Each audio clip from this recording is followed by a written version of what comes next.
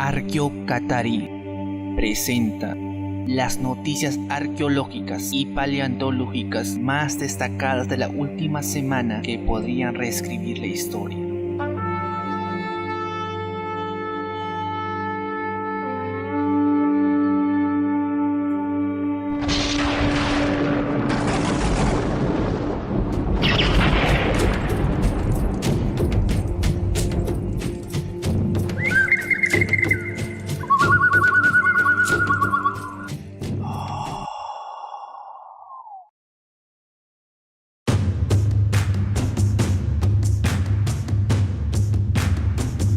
Jordania. Se ha dado a conocer el descubrimiento del pan más antiguo del mundo, con una antigüedad de 14.400 años anterior a la agricultura. Restos carbonizados de un pan plano cocido por cazadores-recolectores han sido encontrados en un yacimiento arqueológico en el noreste de Jordania. Sería la evidencia más antigua de pan encontrada hasta la fecha, anterior a la llegada de la agricultura en al menos 4.000 años. Los hallazgos sugieren que la producción de pan basada en cereales silvestres pudieron haber alentado a los cazadores-recolectores a cultivar cereales y por lo tanto habría contribuido a la revolución agrícola en el periodo neolítico. Los resultados proporcionan la evidencia empírica más temprana para la producción de pan. La presencia de centenares de restos de comida carbonizada en las chimeneas de Suwaija I es un hallazgo excepcional y da la oportunidad de caracterizar las prácticas alimenticias hasta 14.000 años. Los 24 restos analizados en este estudio muestran que los antepasados silvestres de los cereales domesticados como la cebada, la escanda y la avena se molieron, se matizaron y amasaron antes de cocinarlos. Los restos son muy similares a los panes sin levadura identificados en varios sitios neolíticos y romanos en Europa y Turquía. El plan implica un procesamiento intensivo de mano de obra que incluye descascarillar, moler los cereales, amasar y hornear. El hecho que se haya producido antes de los métodos agrícolas sugiere que se le consideró especial y el deseo de hacer más este tipo de alimento en especial y probablemente haya contribuido a la decisión de comenzar a cultivar cereales. Por lo tanto, ahora sabríamos que productos como el pan se produjeron mucho antes de la llegada de la agrícola. El siguiente paso de este estudio será evaluar si la producción y el consumo de pan influyeron en la emergencia del cultivo de plantas y la domesticación.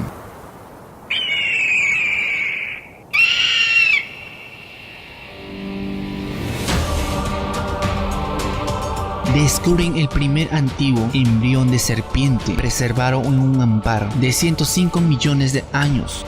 Proporciona nueva información importante sobre la evolución de las serpientes modernas.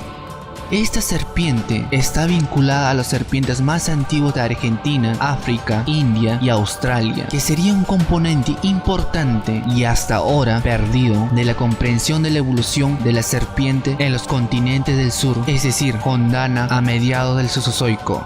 Los investigadores han rastreado la migración de estos antiguos serpientes gondánicas que comenzó hace 180 millones de años, cuando fueron transportadas por movimientos tectónicos y parte de continentes desde Australia y la India a Madagascar y África, y finalmente a Asia, en la India y Myanmar actuales. El fragmento en el ámbar también proporciona pistas importantes sobre su entorno, que habría vivido en un entorno boscoso con numerosos insectos y plantas. Este ejemplar no solo sería la primera serpiente bebé, sino también sería la primera evidencia definitiva de una serpiente fósil que vivió en un bosque. Los resultados del estudio arrojan una nueva visión inesperada del desarrollo y la embriología del espécimen antiguo, e incluye la formación de las vértebras y la nitocorta.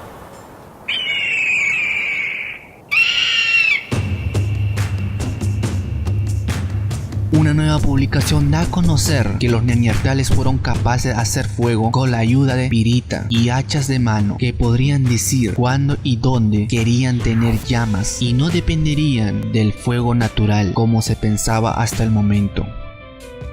Para los que están suscritos a este canal con anterioridad a este video, ya conocen la enorme controversia que existe en torno a los neandertales, debido a que se conoce muy poco sobre nuestro ancestro más cercano.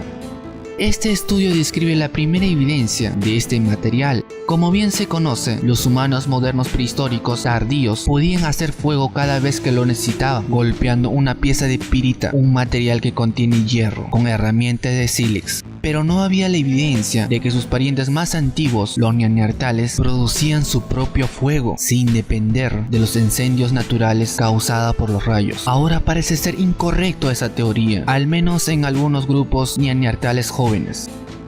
Estas hachas de mano serían mucho más antiguas que las herramientas de fabricación de fuegos en las que se ha encontrado hasta ahora este desgaste.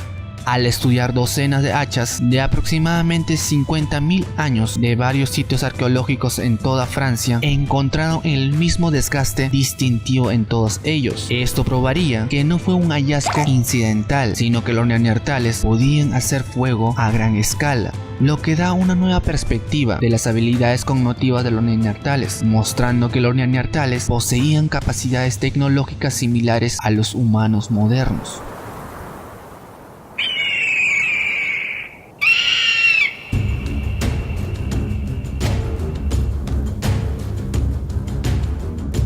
Egipto. Con mucha expectación, sobre todo por parte de los medios de comunicación, ha sido abierto el sarcófago de granito negro recientemente descubierto durante una inspección arqueológica previa a la construcción de un edificio en un terreno de propiedad privada en el barrio de Site Haber, en Australia, al norte de Egipto. Algunos medios no habían tardado en especular sobre su contenido. Se especulaba que podrían ser restos de Alejandro Magno. El ministro de Antigüedad de Egipto anunció, aunque no ha sido datado, podría ser de la época ptolomaica o incluso romana. Al abrir el sarcófago, resultó estar lleno de agua que se había filtrado y una vez achicada, dejó al descubierto 3 esqueletos con sus respectivos cráneos. Un examen preliminar sugiere que pudieron ser 3 guerreros o soldados del ejército, pues un cráneo presenta un traumatismo propio de un impacto causado por una flecha. El sarcófago y los esqueletos serán transferidos al depósito del ministerio, donde se realizarán labores de conservación e investigación del que se podrán dar a conocer con mayor seguridad las causas de la muerte y la época histórica a la que pertenecen. Lo que este comunicado nos deja claro es que no es ni la tumba de Alejandro Magno ni ningún otro rey perdido de Egipto.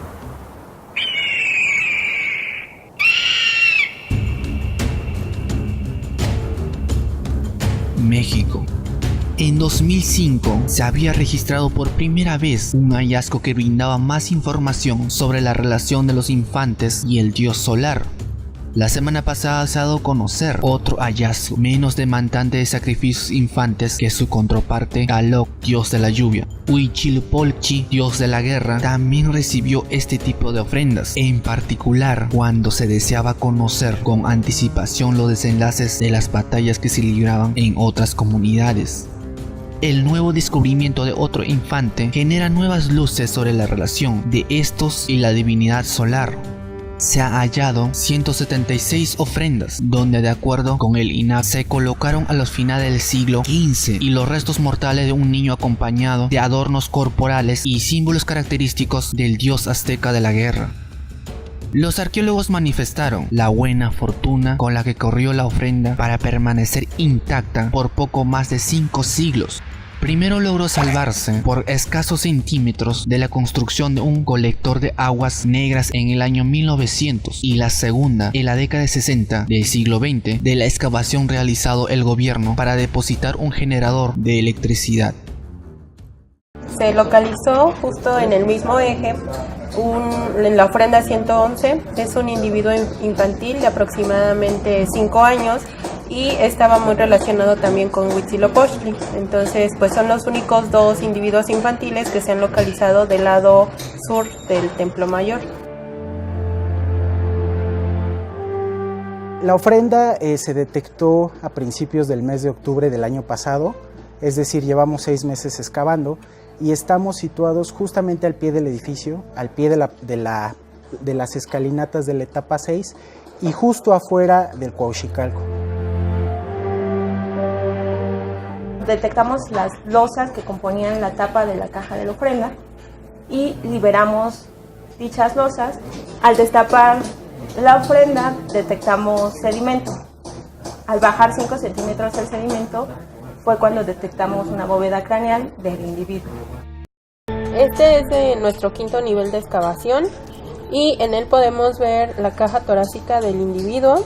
Aquí podemos apreciar algunas vértebras torácicas y lumbares, además del sacro.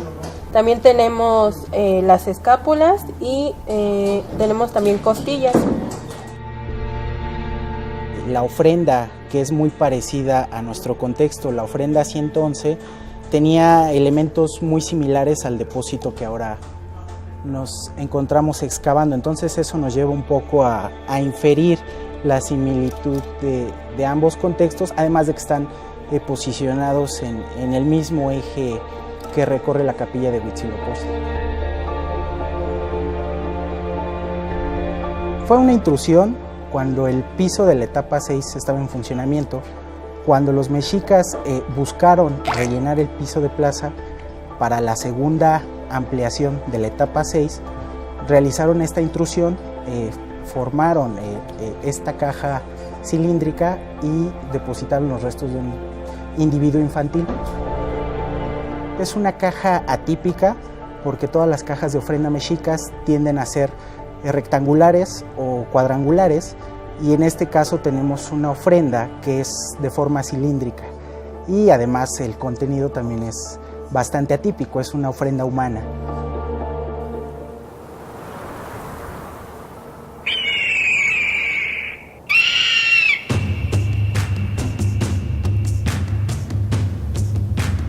Nuevamente en México. Los arqueólogos del Instituto Nacional de Antropología e Historia, mejor conocido como INAH, confirmaron el hallazgo de un palacio prehistórico bajo lo que será la nueva sede de la Academia Mexicana de la Lengua, en el número 440 de la calle Francisco Sosa, perteneciente al barrio de Santa Catarina, delegación Coyoacán. Por las evidencias arqueológicas, al parecer, el Tecpan de Atencón o Mac continuó en funciones durante algunas décadas después de la consumada la conquista, aunque la excavación señala que el palacio comenzó a construirse a principios de 1400 en un sitio estratégico cerca del cruce de los caminos a San Ángel, hoy Francisco Soga, y a Tenochtitlán, actualmente Panzocola, y la avenida Universal. Para registrar la totalidad de los elementos constructivos del palacio, se prevé la realización de una segunda temporada de trabajo arqueológico, debido a la extensión y la complejidad de los vestigios antiguos del palacio indígena de Atenco o Mac. El lugar donde nos encontramos perteneció a un barrio Tlaxilacalli de Coyoacán que se llamó Atenco. Las intervenciones que realizamos en Coyoacán están basadas en la presunción de la existencia de vestigios arqueológicos y en que en la zona en la que estamos es además una zona histórica, decretada como zona histórica.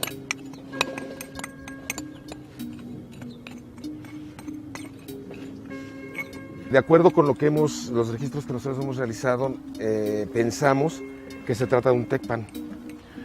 Esta palabra tecpan o tecpancali refiere o hace referencia a una forma de poder político, a una estructura política. El tecpan es un espacio donde se desarrollan labores de carácter político y administrativo. Este tipo de estructura política es muy importante en época prehispánica. De hecho, en prácticamente todos los poblados y villas en época del Imperio Mexica hay un tecpan, ¿sí? Porque ahí se tratan los asuntos de la comunidad y aparte ahí vive el señor. Este tecpan que tenemos aquí aparentemente fue construido alrededor del siglo XV. Este fechamiento lo proponemos sobre todo por el tipo de material cerámico que estamos encontrando y muy probablemente estuvo en uso hasta los primeros años de la colonia, porque hay un detalle importante sobre este tecpan, es que aparece representado en uno de los documentos geográficos más importantes novohispanos para la Cuenca de México, que es el mapa de Uppsala. Ese mapa de Uppsala fue manufacturado alrededor de 1550 y es una representación increíble de la geografía de la Cuenca de México, de la geografía cultural de la Cuenca de México. En este mapa aparece representado el cruce de caminos, el río Magdalena, y está el Tecpan. ¿Cómo sabemos que es un Tecpan? Porque hay una construcción pintada con el motivo característico de los Tecpan, que es el motivo de discos.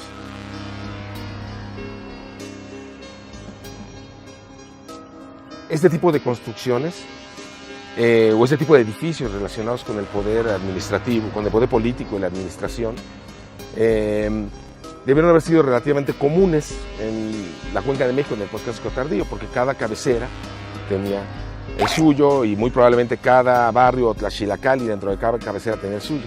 Sin embargo, a nivel arqueológico tenemos muy pocos documentados, ¿sí? Al menos se conocen que han sido publicados los informes o que es accesible la información, conocemos 4 de ellos.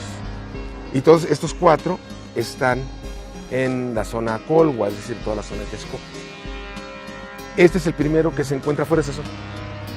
Es muy importante en ese sentido porque no solamente nos puede aportar información sobre algo tan básico como sistemas constructivos de este tipo de espacios, nos puede aportar información sobre el tipo de actividades que se realizaban aquí y sobre la organización política de los barrios, ¿sí? De una cabecera provincial fuera de la zona central que está en los sitios, ¿no? Y en el sur de la Cuenca de México.